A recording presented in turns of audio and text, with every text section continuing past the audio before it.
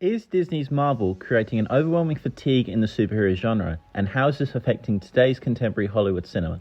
In this video essay, I will attempt to answer this question using Thomas Schultz's cycle of a genre theory, and comparing that to the superhero genre, primarily focusing on Disney's Marvel Cinematic Universe, highlighting how the genre and others can become subject to fatigue, showing if they've either adapted around this or fallen out of popularity.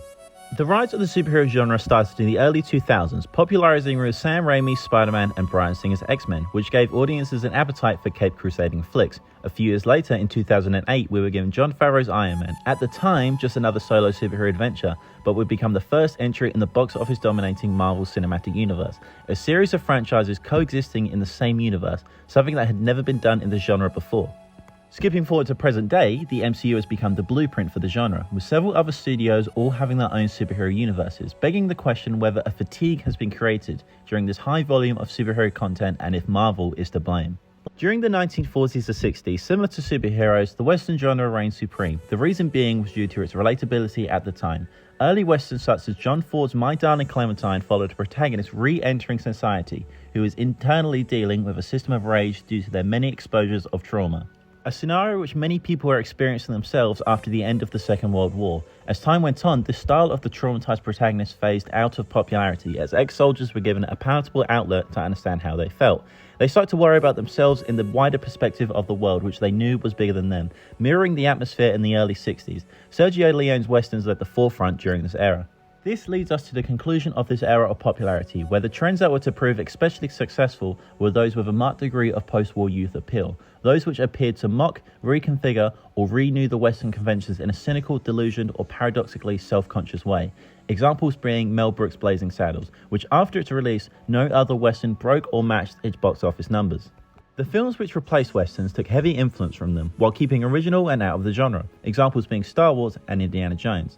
But how is this relevant to the superhero genre? Well, in Genre Reader 4, editor Barry Keith Grant references Thomas Schultz's theory of the cycle of genre, breaking down a genre's popularity into 4 sections.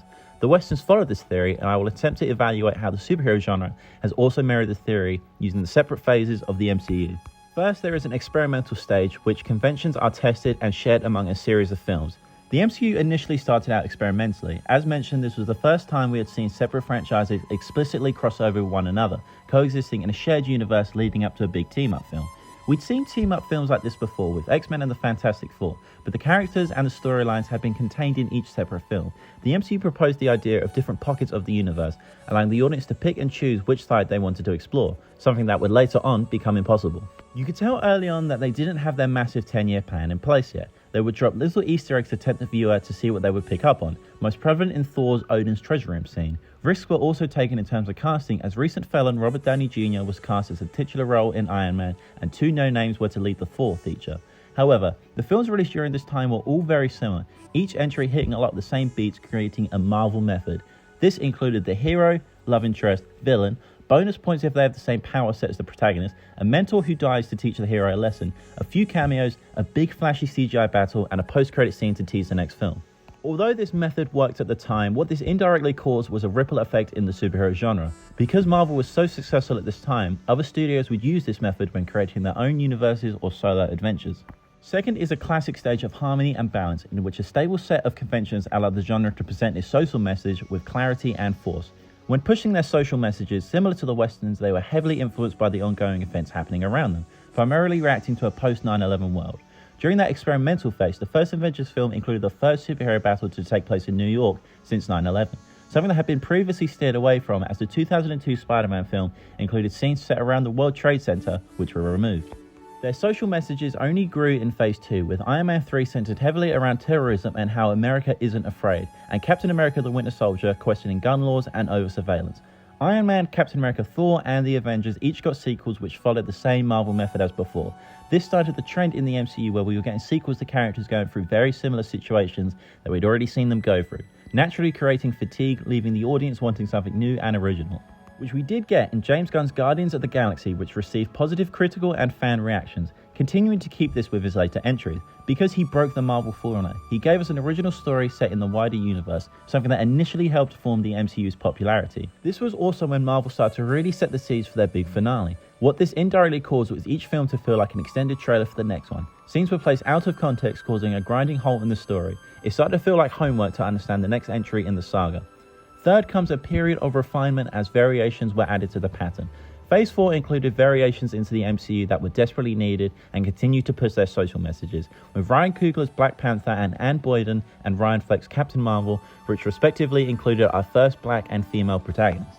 Thor Ragnarok completely rejigged the Thor franchise, hiring Taika Waititi, a director similar to Gunn who brought original stories and characters. Both cases led to higher box office results and critical acclaim.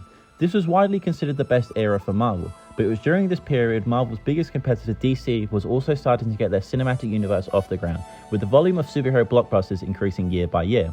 It started to accelerate the level of fatigue as these films followed the Marvel method and started to become more similar with each entry. Examples being Batman vs Superman, a good guy versus good guy story which follows the politics of whether superheroes should be governed, a very similar plot to Captain America Civil War, which also released the same year.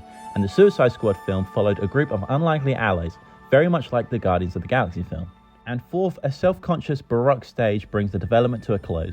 Baroque is defined as irregular pearl or stone, refers to a cultural and art movement that characterized Europe from the early 17th to mid-18th century.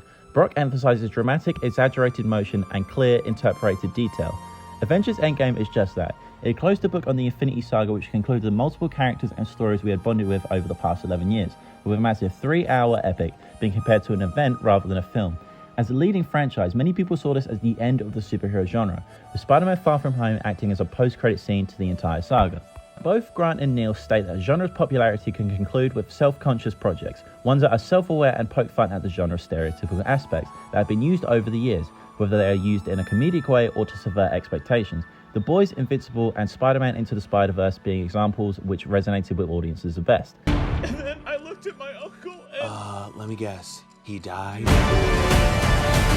Linking back to the Western genre, Jennifer L. McMahon states, "But we find the notions of the hero, the villain, the narrative, and hence the moral framework and stability of the Western film are shattered in the Coen brothers' No Country for Old Men, when discussing how No Country for Old Men reimagined the Western genre. What this resulted in was high critical acclaim and a resurgence in the genre, with later years giving us True Grit and The Revenant, both westerns that stayed truthful to the genre's rules, unlike spoofs or reimaginings.